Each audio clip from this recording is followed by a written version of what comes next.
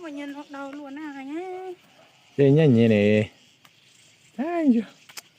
Rồi nhỏ có khô nhanh nhanh. Mà chạy mình nè, là nó hay là nó tôi chỉ làm bu. Mà cho màu đấy cái sao? Dây da đôn đảo. Dây da đôn đảo và từ nó cho là để ở sữa để tao chỉ tôi mới cho hết. Nếu mình nhuận không dây dâu thế thì. Ôi yo, có cho cái đấy có cho tao chỉ tao đấy.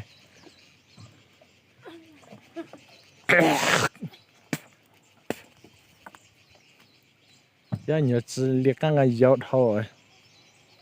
Tôi đa đến thế là họ ní chỉ. Tôi đa đến chỉ chưa tao nào là ní chỉ vô họ gì cả. Sao giờ mà ní tao tiền. Tôi cần đó tao cái này cái số đó. Này này, chỉ để mà